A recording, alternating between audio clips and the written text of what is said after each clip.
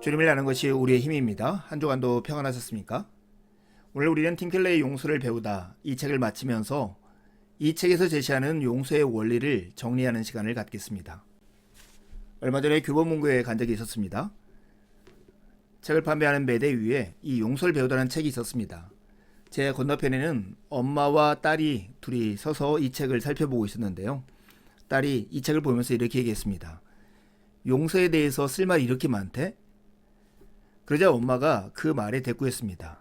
용서를 배우긴 뭘 배워. 그냥 용서를 하면 되지. 저는 그 대화를 들으면서 마음속으로 크게 웃었습니다. 용서를 하면 되죠. 하지만 마음처럼 그렇게 용서가 쉽습니까? 이 책은 총 3부로 되어 있었습니다. 1부에서는 용서가 무엇인지를 우리에게 설명했고요. 2부에서는 왜 우리에게 용서가 필요한지를 설명했습니다. 그리고 3부에서는 용서를 어떻게 해야 하는지를 우리에게 제시했는데요. 여기서 제시된 용서의 원리를 오늘 정리해보려 합니다. 예수님은 용서를 말씀하실 때 죄의 성격을 빚이라는 은유로 묘사했습니다. 용서란 복수할 권리와 가해자에게 상환을 요구할 권리를 버린다는 뜻입니다. 용서가 일종의 자발적인 고생임을 우리는 인식해야 합니다. 용서는 어려운 것입니다. 그렇습니다. 용서는 참으로 어려운 것입니다. 하지만 그리스도인들은 용서를 할 수 있는 원동력을 가지고 있습니다. 분명 용서는 본성에 어긋나며 자연스러운 것이 아닙니다. 용서는 인간의 원초적 본능과 천성과 직관에 어긋납니다. 거룩하신 하나님의 용서를 그분이 친히 출애굽기 34장 7절에 선포하셨지만 그 용서는 그리스도가 오시기 전까지는 신비였습니다. 그리스도인들에게 용서의 원동력이 있다고 그랬는데요. 그 원동력은 그리스도의 속죄의 죽음입니다. 그 죽음을 통해 하나님이 친히 우리를 대신해 죄값을 치르셨죠. 그래서 인간의 본성에 어긋났다는 어려움에도 불구하고 하나님의 용서와 인간의 용서 모두가 가능해지는 것입니다. 우리가 다른 사람을 용서하는 근거와 능력과 동기는 신학적이고 실제적으로 십자가를 통해 하나님께 받은 용서에 있습니다. 현대사회에서는 용서에 대한 생각이 많이 퇴조된 상태입니다. 물론 현대에도 용서 모델들이 있습니다. 하지만 그런 모델들은 수직적 차원의 용서가 결여되어 있기 때문에 부실할 수밖에 없습니다.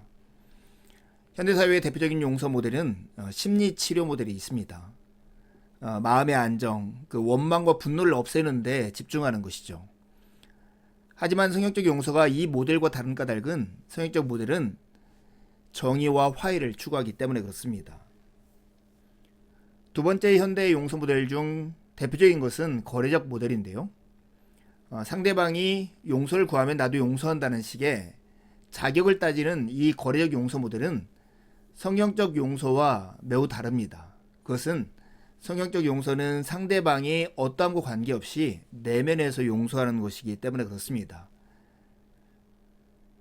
심리치료 모델과 거래적 모델 정도는 그래도 용서를 하려고 하는 의지가 있어서 다행입니다. 하지만 더 문제는 용서에 대한 현대적 반감과 무관심에 있습니다. 성경적 용서가 용서 자체에 대한 현대의 반감과 다른 이유는 용서의 필요성과 큰 희생과 능력을 보여주기 때문에 그렇습니다. 실제로 용서는 가능하며 용서는 효력이 있기 때문에 그렇습니다. 용서는 성경에서 기원했습니다. 어느 문화에나 용서의 개념이 조금은 있지만 오늘날 세상을 지배하는 용서의 개념은 분명 신구약 성경에서 유래했습니다. 현대에 용서의 방향이 상실된 것은 기독교 신앙이 퇴조한 데서 비롯되었습니다. 교회 내의 용서 개념이 왜곡된 탓이 매우 큰 것이죠. 그렇다면 용서는 무엇일까요? 용서는 복수심을 버리고 화해의 마음을 여는 것입니다. 여기서 복수란 상대의 불행을 기뻐하는 것을 말합니다. 용서를 크게 4단계로 나눠서 말할 수 있습니다. 먼저 용서의 첫 번째 단계는 죄를 사실대로 지적하는 것입니다. 잘못을 그저 양해하는 것이 아니라 처벌받아 마땅한 죄로 사실대로 지적해야 합니다. 두 번째 단계는 가해자와 용서하는 나 자신을 동일시 여기는 것입니다. 죄를 사실대로 지적하면서도 같은 죄인으로서 가해자와 자신을 동일하게 여기는 것, 그것이 두 번째 단계입니다. 세 번째 단계는 빚을 스스로 부담해 주는 것입니다. 그냥 봐주고 넘어가는 것이 아니라 상대방의 잘못, 그 빚을 스스로 부담해서 가해자를 개인적인 상환 의무에서 벗어나게 해주는 것입니다. 용서의 네 번째 단계는 가해 행위로 깨진 관계를 화해로 회복하려 힘쓰는 것입니다. 여기까지 해야 용서라고 말할 수 있습니다.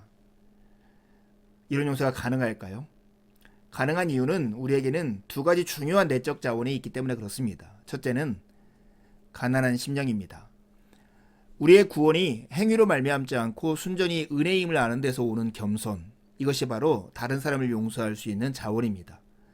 둘째는 부유한 심령입니다.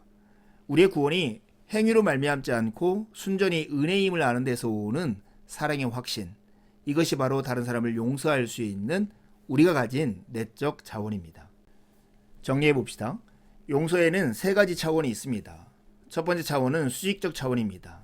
위의 차원이죠.